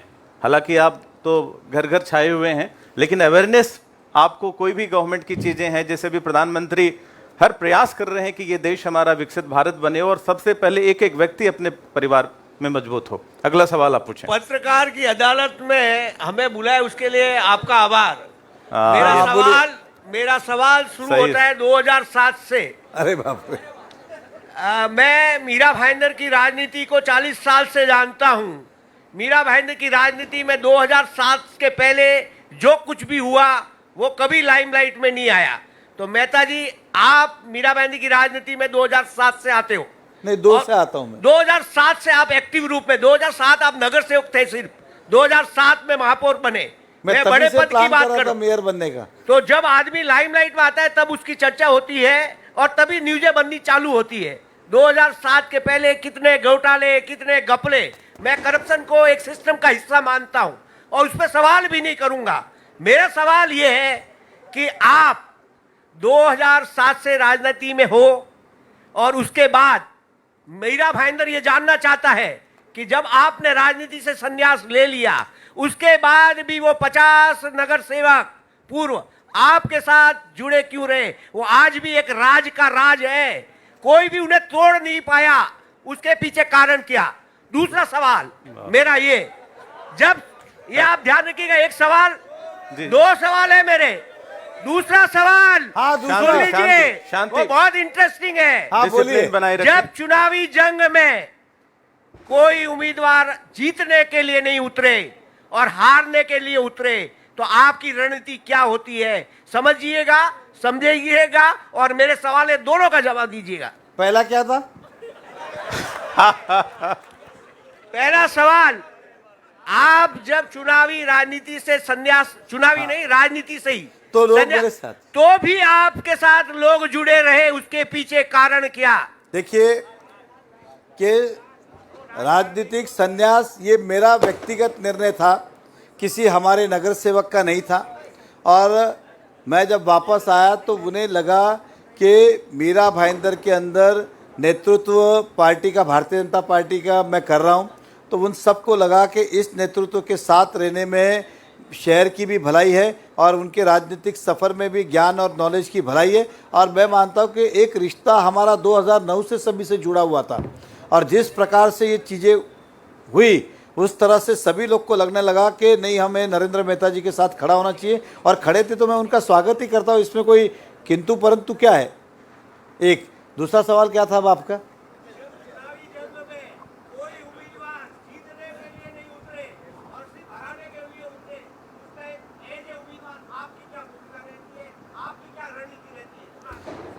नहीं, मैं उनके बारे में सोचता ही नहीं हूँ। मेहता जी अशोक निगम महानगर जी जी, समाचार। एक सेकंड हाँ, पहले हो गया उनका, हो गया सर। आप पत्रकार कम नेता ज्यादा लग रहे थे, आपको प्रणाम। जी हाँ जी, बोलिए निगम जी। मेहता जी, अशोक निगम महानगर समाचार। विगत दिनों हरियाणा के चुनाव हुआ, पूरी दुनिया ने कहा कि कांग्रेस जीत रही है। सारे सर्वे, सारे मीडिया सब कुछ बता रहे थे कि कांग्रेस जीत रही है और वो लोग सीएम का पद तय कर रहे थे जी। लेकिन योगी ने पूरे हरियाणा का काया पलट कर दिया। मीरा भाईंदर में भी कुछ लोग जीत के ख्वाब में आज भी हैं। तो आपको टिकट मिला है, क्या ऐसा आप भी कोई गेम चेंजर मुद्दा लाएंगे कि सब लोग चारों खाना चित हो जाएं? ये कटेंगे तो बटेंगे वाले सवाल डायरेक्ट पूछ रहे हैं। मैंने तो गेम बहुत पहले ही प्लान कर लिया है, अब कहाँ से लाऊंगा? निगम जी, वो गेम हमने बहुत पहले ही प्लान कर लिया है। सर निगम जी कुल मिला के योगी जी को बुलाना चाहते हैं, योगी जी के फैन लग रहे हैं आप। सर मेरा क्वेश्चन रिजर्वेशंस के रिगार्डिंग में है। जैसे कि अभी नया डीपी प्रपोज हुआ, अभी तक फाइनल नहीं हुआ है, लेकिन इस नए डीपी में जितने भी चेंजेस हुए उसमें सबसे ज़्यादा फ़ायदा नेताओं के और यहाँ के जितने भी बिल्डर्स वगैरह है उनके ही पॉजिटिवली फ़ायदे दिख रहे हैं। फॉर एग्जांपल अगर मैं आपकी बात करूँ तो आपका क्लब जो एनडी जोन में था आज वो ज़मीन आर जोन में आ गई है। सेकंड, आपका जो हॉस्पिटल था 7-11 हॉस्पिटल आज फैमिली केयर हॉस्पिटल के नाम से चल रहा है, वो भी रिजर्वेशन पे था सर, लेकिन वो रिजर्वेशन ही डिलीट कर दिया, वो ज़मीन भी आर जोन में डाल दी है। थर्ड, अगर मैं बात करूँ इको सेंसिटिव जोन में अगर किसी दूसरे नेता का प्रोजेक्ट आ रहा है इको सेंसिटिव जोन में, वो ज़मीन भी RR1 में जो डाल दी है। तो इसमें फ़ायदा पब्लिक का ज़्यादा हुआ है कि नेताओं का ज़्यादा हुआ है सर? नहीं, देखिए, पहली बात तो ये, वो डीपी को रद्द करने के लिए हमने दिनेश जैन के नाम से हाई कोर्ट में पिटीशन फाइल किया है कि डीपी रद्द किया जाए। इससे ये तो स्वाभाविक है कि वो डीपी के अंदर हमारा कोई, तीसरी बात, हम कोई सरकार में नहीं थे, मतलब सॉरी, सरकार के अंदर मैं कोई विधायक नहीं था कि मैंने उसका कोई एडिशनल बेनिफिट लिया है। और ये जो डीपी हुआ है, यहाँ पे ढोले साहब नाम के कमिश्नर थे, बिल्कुल सर, उनके सुझाव समिति जो भी हुआ रहेगा, अंडरस्टैंडिंग, मुझे नहीं पता उस बारे में। लेकिन आपको बता दूं, मीरा भाईंदर ऑलमोस्ट 60-70% डेवलप हो चुका है। अब अगर 20-25, मैं शहर की बात करता हूँ, मैं राई मोरवा उधर की बात नहीं करता हूँ, 15-20% ही है। नो डेवलपमेंट जोन इसलिए रखा जाता है कि एक साथ में अगर सभी को आर जोन कर दिया जाए, ऐसा मेरा मानना है, तो एक की समय पे सब चीज़ें डेवलप करना प्रैक्टिकली पॉसिबल नहीं होता, इसलिए पॉकेट में। अब ये नहीं, मीरा भाईंदर में किसी की भी ज़मीन रही हो, चाहे आपकी हो, लैंडलॉर्ड की हो, किसी हो, एनडी जोन नाम का शब्द ही नहीं है अब मीरा भाईंदर में। और NDZ जहाँ है भी, तो वहाँ पे अब आप नया यूनिफाइड DCR देखेंगे तो सारी चीज़ें उसमें परमिसेबल कर दी गई है। तो आपको जो आरोप था, वो आरोप में उतना तथ्य मैं नहीं मानता हूँ कि इसके लिए हुआ है। और स्वाभाविक है कि हमने तो उसे चैलेंज किया है, क्योंकि हमारा व्यक्तिगत मानना है कि वो डीपी आने वाले समय में घातक होगा। आज से 1992 में डीपी हुआ था, मतलब हम कहें तो 32 साल पहले, जो 32 साल पहले की सोच और आज की सोच में तो फर्क है कि नहीं? लेकिन अब मैं सिंपली पूछता हूं, 32 साल पहले जिसने जो सोचा होगा उस समय की जरूरत और आज की जरूरत में फर्क है कि नहीं? लेकिन ये पहला मीरा भाईंदर है जिसने जरूरत के हिसाब से आरक्षण बढ़ाने चाहिए थे। इस डीपी के अंदर प्रो रेटा जो सरकारी नियम है, उस रेशो के हिसाब भी आरक्षण नहीं बैठते। आरक्षण कहाँ डाले? तो सारे मैंग्रोव और सियाड़ में। वो क्या बनने वाले हैं क्या? मतलब बिल्डिंग है तो बनेगी, लेकिन सुविधा इसने मिलेगी क्योंकि सारे रिजर्वेशन, मेजॉरिटी रिजर्वेशन सियारदोर और मैंग्रोव पे डाले हुए। इसलिए उस डीपी को हमने चैलेंज किया है। और मैं यहाँ से जाने के बाद सरकार से अपील ही करूँगा, सदन में ये बात रखूँगा कि इस डीपी के ऊपर फेर विचार होना चाहिए, चाहे सरकार बनाए चाहे नगर पालिका बनाए, लेकिन फेर विचार होना ज़रूरी है। अब उदाहरण देता हूँ भाईंदर मिराड वेस्ट का, आप देखिए, इतना बड़ा वो प्लॉट है, एक ही कंपनी का प्लॉट है, उसके अंदर रिजर्वेशन देखिए नाम पे गिन चुन के। आप बताएं, मैं पेनकरपाड़ा की बात करता हूँ, वहाँ पे गांव में प्लेग्राउंड रिजर्वेशन था, उसे निकाल के आर जोन कर दिया गया, प्लेग्राउंड को पीछे CRZ में डाल दिया गया, मतलब कभी बनेगा ही नहीं। ऐसे बहुत सारी चीज़ें। तो डीपी को हम चाहेंगे कि इसके ऊपर रिवाइज होना चाहिए, फिर से सोचना चाहिए, तभी ये आने वाला भविष्य इसका उज्जवल हो सकता है। सर जैसे हाउसिंग फॉर डिजर्व्ड इंद्रलोक में एक था अपना रिजर्वेशन, उसको भी डिलीट कर दिया, लेकिन उसमें कुछ प्रोजेक्ट ऑलरेडी पास हो चुके हैं। एग्री आपकी बात, वो टेक्निकली रॉन्ग है, वो इस तरह से हो ही नहीं सकता है कि एक रिजर्वेशन आधा डेवलप हो चुका है और आधे का जोन चेंज करोगे, कैसा होगा? दूसरा, आपने जो हॉस्पिटल की बात की, वो जगह आर्दो नहीं है। वंस एक बार रिजर्वेशन, एकोमोडेशन रिजर्वेशन के आपने म्युनिसिपैलिटी को 25% दे दिया तो बाकी जमीन आर्दो नहीं है। अब वो खाली उसका कलर चेंज हुआ है। म्युनिसिपल का हॉस्पिटल म्युनिसिपल ही है, उदाहरण दे रहा हूँ, वो देने के बाद वो जमीन आर्जो नहीं थी। लेकिन सर रिजर्वेशन ही डिलीट कर दिया उसमें से। मैंने आपको वही कहा है, मान लो कोई भी एकोमोडेशन रिजर्वेशन हो इस शहर का, एक बार म्युनिसिपल कॉर्पोरेशन को अपना हिस्सा मिल गया उसके अंदर का, जैसे आज की पॉलिसी क्या है कि 40% आप लैंड दे दो, 60% आपको जो करना है करो, आप बिल्डिंग बनाओ, मतलब आर2 ने तभी बिल्डिंग बनाओ ना, खाली उसके अंदर 40% दे दिया तो अब गवर्नमेंट ने बोला हमारा 40 मिल गया, अब इसको पीला कलर कर दो, हमको क्या फर्क गिरता है, वैसे भी वो आर2 ने। अगर मान लो ये बिल्डिंग रेसिडेंशियल बनी होती तो डेफिनेटली ये बिल्डिंग कन्विंस करके देनी पड़ती लैंडलॉर्ड को, और रीडेवलपमेंट में आर जोन नहीं बनता ये, तो ऑलरेडी एक बार देने के बाद वो आर जोन हो गया है। Okay, thank you sir. जी सर, ये बहुत ही क्रांतिकारी पत्रकार थे, बहुत ही सुंदर सवाल पूछा और सेटिस्फाइड भी हो गए, इसलिए हम आपको बहुत धन्यवाद देते हैं ऐसे सवालों से। सर नमस्कार, मी भाविक पाटील। सर माझा प्रश्न होता की मीरा भाईंदरमध्ये सगळ्यात जास्त तरुण आहेत, या वेळेला पण सगळ्यात जास्त तरुण मतदारांची नोंद झाली आहे। आपण म्हणता आम्ही युनिव्हर्सिटी बांधणार, कॉलेज बांधणार, IT पार्क आणणार, पण सर्वसामान्य मुलांसाठी तुमचं काय विजन आहे? तुम्ही म्हणता मी CBSE शाळा बांधली, पण सर्वसामान्य लोक त्या शाळेत जाऊ शकत नाही। तुम्ही म्हणता मार्केट रेट वाढला, पण सर्वसामान्य लोक ती घरं घेऊ शकत नाही। सर्वसामान्य लोकांसाठी आणि तरुणांसाठी तुमचं काय विजन आहे? मुळात तुम्ही म्हणता स्पोर्ट्स कॉम्प्लेक्स बांधलं, हॉल बांधले शहरात, सर्वसामान्यांसाठी ते परवडणारे नाहीत, त्यासाठी तुमचं काय विजन आहे सर्वसामान्य लोकांसाठी? बघा, एक समजून घ्या, शहरामध्ये सर्व प्रकारची लोक राहतात, म्हणून सर्व प्रकारची सुविधा असणं गरजेचं आहे। उदाहरण सांगतो, काही लोकांची मुलं मराठी शाळेत असतील, काहीचे इंग्रजीमध्ये असेल। आता स्वाभाविक आहे की इंग्रजी शाळेची पण गरज आहे आणि मराठी शाळेची पण गरज आहे। अंग्रेजी बांधली म्हणून असं म्हणणं होईल का की तुम्ही अंग्रेजी बांधली मग मराठी माणसं त्यांच्यासाठी बांधायला पाहिजे? आम्ही महापालिकेची जेवढी शाळा होती 14 ते 19 मध्ये, उत्तरमध्ये 2 शाळा, उदाहरण सांगतो, मुन्शी कंपाऊंडला 1 शाळा, मला जवळ जाता हे माहीत पण साधारण 7 शाळा आम्ही पूर्ण नवीन बांधली with the new facilities and amenities, कारण की त्या शाळाचा दर्जा वाढावं, 10वीपर्यंत शिक्षण मिळावं हे आहे। आपल्याला माहीत असेल त्याचा विरोध झाला होता, आम्ही एक पॉलिसी आणली होती मीरा भाईंदरला। आता मग उदाहरण सांगतो, हा पट्टा आपण बघितलं, इकडे महापालिकेत शाळा बांधली तरी ती चालणार नाही, आणि ही पॉलिसी आज नाही तर उद्या येणार असं माझं मत आहे। जनतेपर्यंत तुमच्या माध्यमातून जावा, मैं हिंदी में बोलता हूँ ताकि सभी को समझे। मीरा भाईंदर म्युनिसिपल कॉर्पोरेशन के पास स्कूल के बहुत सारे रिजर्वेशन है, लेकिन मीरा भाईंदर स्कूल अगर बनाएगी भी नहीं और बनाएगा तो चलेगी भी नहीं, उदाहरण। इसलिए हमने कहा है कि जिनको हमने लीज के ऊपर दिया है उसने हमेशा मीरा भाईंदर कॉर्पोरेशन के साथ गलती किया है, वो अपनी सुविधा से चलता है। आता हमने तो ये निर्णय लिया कि हम जे भी करें, जगह हमारी, बिल्डिंग कोई और बांधे, 50-50, मतलब एक ही स्कूल में 50% बच्चे म्युनिसिपल कॉर्पोरेशन के आएंगे और 50% जो बिल्डिंग बांधेगा उसके होंगे, ऐसा जेवी डॉक्यूमेंट कराना पाहिजे। तो उससे दोनों तरह के, और उसी स्कूल में जहां आपका मेरा बच्चा पढ़ रहा है उसी शहर का दूसरा बच्चा भी उसी स्कूल में पढ़ेगा, एक ही प्रकार का एजुकेशन क्वालिटी मिलेगी। ये हमारे उसके पीछे की सोच है जो आने वाले समय में हम लाएंगे। अब एडमिशन कैसे देना, तो उसकी भी पॉलिसी हमने फ्रेम की थी कि जितने भी एडमिशन 1 तारीख के पहले आएंगे, बिलो पॉवर्टी लाइन के जो नीचे रहेंगे उनको पहले दिया जाएगा, और लकी ड्रॉ करायचं, ज्याचं नाव निघेल, समजा एखादा 50 ॲडमिशन अवेलेबल आहे तर ज्याचं नाव निघेल त्या 50 मुलांना तिकडे शिकवायचं, एकाच दर्जाचं भेटेल, हे आमचं स्वप्न या शहरांचं एज्युकेशनसाठी आहे। आता मी सांगितलं IT पार्क, कॉर्पोरेट, हे जे काय आज जेवढी काय तरुण मंडळी आहेत ते 95% ऑल आर एज्युकेटेड, एक्झाम्पल कमी जास्त होऊ शकतात, परंतु ह्या शहरामध्ये त्यांना रोजगार कुठे, जॉब कुठे?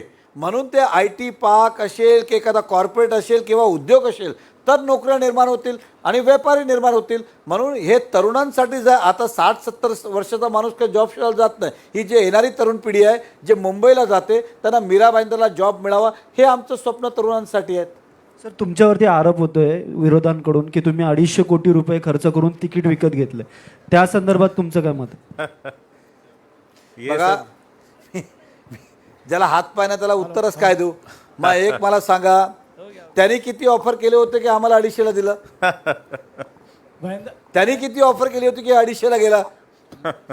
तुमचं असं साहेब, मी पॅन्ट घ्यायला गेलो, मला 150ला दिलं नाही, तुम्ही 200ला घेतलं म्हणून तुम्हाला दिलं? बघा, फालतू आरोप आहे। ते महापौरी होते त्यावेळी कितीला मग तिकीट घेतलं? भारतीय जनता पक्ष कधी ह्या पैशाचा भानगडीत पडत नाही, आणि आजच्या तारखेला असं माझं मत आहे, मेजॉरिटी कुठलाही पक्ष असू द्या त्यांना विनिंग कॅन्डिडेट पाहिजे, हेच मॅरिट आहे आजच्या तारखेला। जो निवडून येऊ शकतो त्याला तिकीट द्यायला पाहिजे, हे सर्व पक्ष बघतात। इतर मी तर कधी जाणार नाही, पण दुसऱ्या पक्षात गेलो असतो तर मला तिकीट दिलं असतं की नाही दिलं असतं?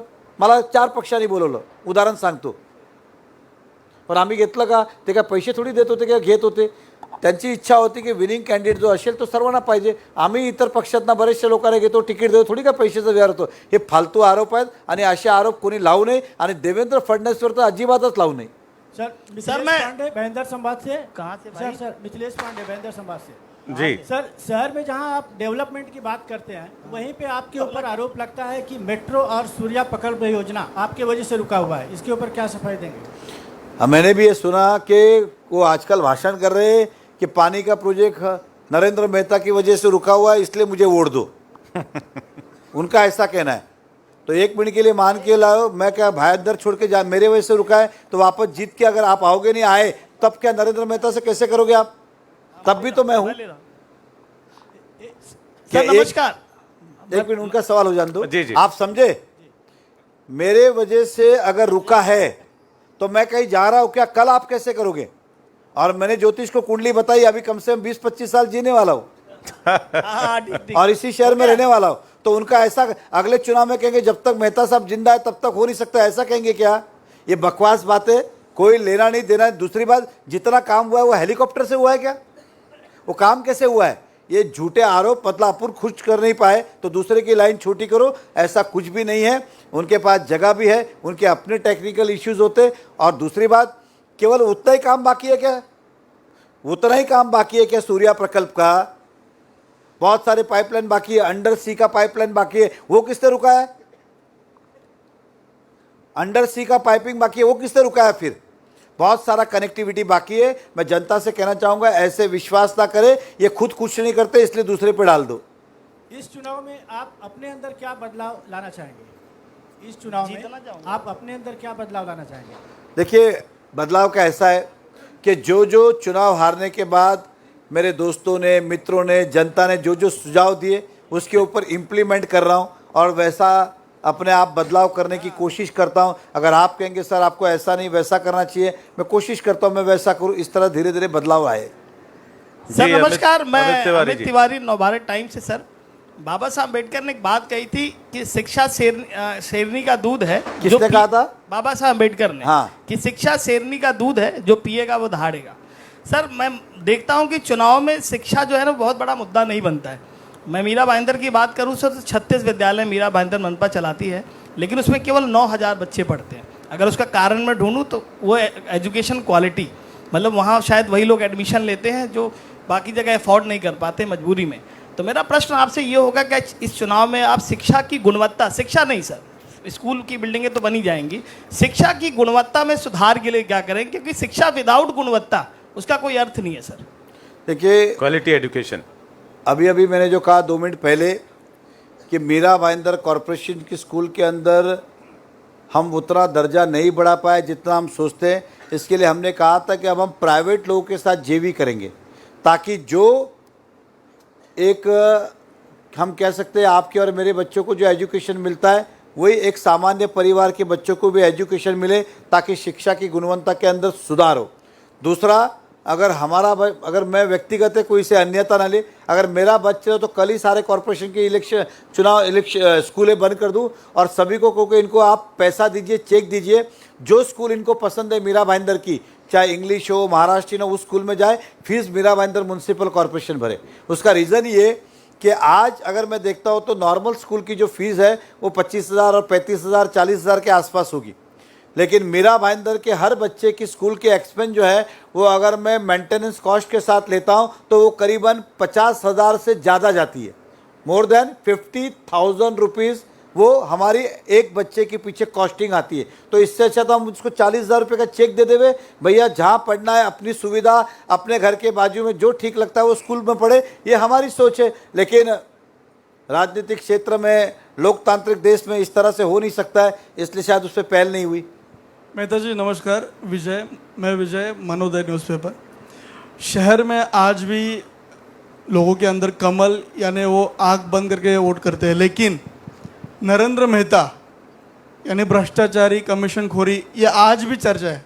तो इस पे आप किस तरह से इस बात को मिटाना चाहेंगे? मगर क्या है कि आरोप को प्रमाण पत्र लगता नहीं है. आरोप को प्रमाण पत्र लगता है क्या? नहीं लगता है. उदाहरण के तौर पे अगर मैं कहूँगा जितने आरोप लगे एग्जाम्पल, तो 5 साल आपकी सरकार थी ना, कभी तो आके बोलते कि इसके अंदर भ्रष्टाचार हुआ, या म्युनिसिपल से वो फाइल निकालते या गवर्नमेंट से वो फाइल निकालते। आपने किसी को भी हाथ क्यों नहीं लगाया? फिर आपने फिर भी किसी को भी हाथ क्यों नहीं लगाया? जी मेहता जी नमस्कार। नमस्कार जी नमस्कार, मैं पत्रकार विजय गिरी बोल रहा हूँ। जी बिल्कुल, बहुत ऊंचाई पे बैठे हैं साहब आप, सवाल भी आपका बहुत ऊंचा होगा। महायुति और महाविकास आघाड़ी में एक ही मानसिकता विचारधारा चल रहा है कि अंधेरे को मिटाएंगे, उजाला हम लाएंगे, जीत को जीत लेंगे, अब न धोखा खाएंगे। तो इस दौरान नेताओं का षड्यंत्र, जनता के अंदर भरी हुई विपरीत मानसिकताओं का मुकाबला करते हुए आप अपने आप को पारदर्शी ढंग से कैसे रख पाओगे? देखिए, मैंने कहा कि मैं इन 5 महीनों के अंदर 70,000 लोगों से रूबरू हुआ हूँ, 1 to 1 उनसे बात करके आया हूँ, और मैंने अपनी पूरी ट्रांसपेरेंसी, जितने आरोप प्रति आरोप, सबका खुलासा एक एक व्यक्ति को करके आया हूँ। इसलिए मुझे लगता है कि वो ट्रांसपेरेंसी मैंने पहले ही दिखा दी है, और जनता अब समझदार है। उन अफवाहों में, उन बातों में, उन षड्यंत्र में और उस तरह से बहकने वाली अब नहीं है। जी बिल्कुल। अब नमस्कार बंधु नमस्कार। आपके प्रश्न हो चुके हैं। एक आखिरी प्रश्न पूछ रहा हूँ। नहीं, आखिरी प्रश्न जो है, अब आप नहीं, हमारी बहुत सारी बहनें बैठी हुई हैं, मैं चाहूंगा कि वो भी अपना प्रश्न कर लें। लोग मेहता जी के सामने जो खड़े हैं, उसमें एक उम्मीदवार ने मुझे कहा 25 लाख रुपया मुझे दिया है, रिकॉर्डिंग है मेरे पास, मेहता जी को हराने के लिए। और वो उम्मीदवार की मैं सारी वीडियो, उसकी शूटिंग 2-3 दिन में प्रेस कॉन्फ्रेंस करके जनता को बता दूंगा। ये इस प्रकार के सवाल का कोई तुक नहीं होता। विरोधियों ने हराने के लिए इनके नहीं, ये चलो ठीक है ना। किसने क्या दिया, किसने क्या लिया? वाजपेयी जी, महिलाओं को 50% आरक्षण है। हाँ, एक सवाल हमारी बहन। नमस्कार, दीपाली मिश्रा मेरा अपना नाम बताएं पहले। Deepali Mishra, nation news express से। जी स्वागत है। मीरा भाईंदर में काफी दिनों से धर्म की राजनीति चल रही है। कहीं एक तरफ कोई अपने आप को छत्रपति शिवाजी का वंशज बताता है, तो हिंदू शेरनी नाम से कोई प्रचलित है। मेहता जी, आप इस वोट बैंक को किस तरीके से धर्म की राजनीति से जोड़ेंगे? देखिए, मुझे बड़ा दुख हो रहा है कि मैंने बहुत सारे चुनाव लड़े, हम मुद्दों की बात करते थे। ये चुनाव पिछली बार भी जो था भलते विषय पे था, अब तो ज़्यादा ही हो गया। मैं उदाहरण के तौर पे कहूँ कि वो विकास की बात तो आजकल कोई करता ही नहीं है, डेवलपमेंट की बात तो करता ही नहीं है। धर्म के आधार पे अगर मैं हमारे कांग्रेस के कैंडिडेट की बात करूं, तो आजकल वो मंदिरों में जा रहे, शिव जी का अभिषेक कर रहे, गणेश उत्सव में बड़े बड़े होर्डिंग लगा रहे, हर महीने में डोनेशन कर रहे, नवरात्र में कर रहे, और क्या बोलते हैं, गाय को घास खिला रहे, सब खिला रहे, सब कुछ कर रहे। अच्छी बात है, उसका कोई मैं अनादर नहीं करता हूँ। लेकिन खाली ये चुनाव के समय आप अपने वोट बैंक के लिए हिंदुओं के भावनाओं से खेल रहे हो, आप धर्म का उपयोग कर रहे हो।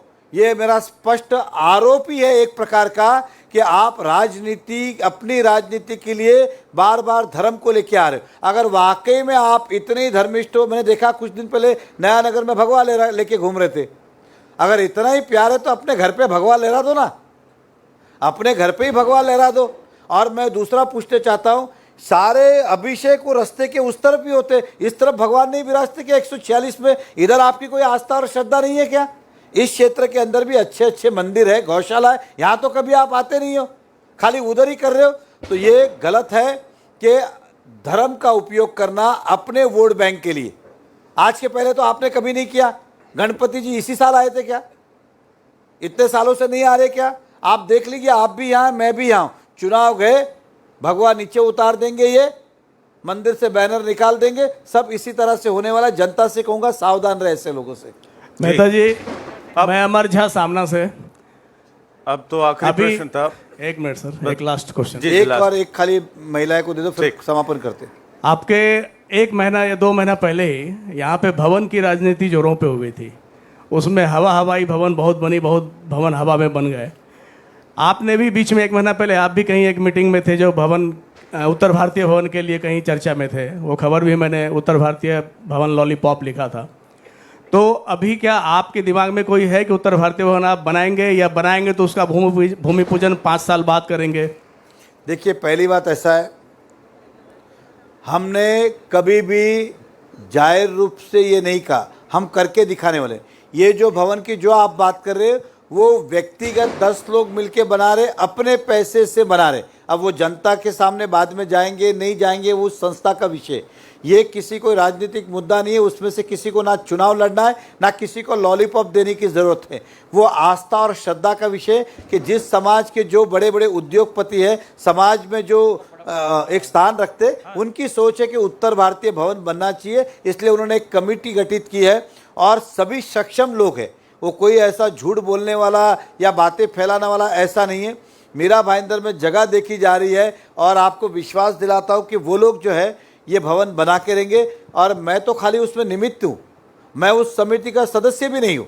मेरा काम था कि जो बड़े बड़े उद्योगपति थे उनको लाके एक टेबल पे बिठाया और कहा कि इस तरह से आपका प्रश्न छूट सकता है। आप राई मोरवा मुर्दा में अच्छी जगह देख सकते हैं, घोड़बंदर साइड में जगह देख सकते हैं, जगह ढूंढ रहे वो। अब ये समाज का विषय, इसका राजनीतिक या राजनीतिक व्यक्ति से कोई लेना देना नहीं। और मेरा तो वैसे भी नहीं है, मैंने तो खाली एक मीडिएटर का रोल किया था 10 लोगों को मिलाने का। और जिन्होंने जो वादे किए थे वो भवन कब बनेगा, क्या बनेगा, ये वही बताएंगे। नमस्कार, अनिल खेडेकर, प्रहार.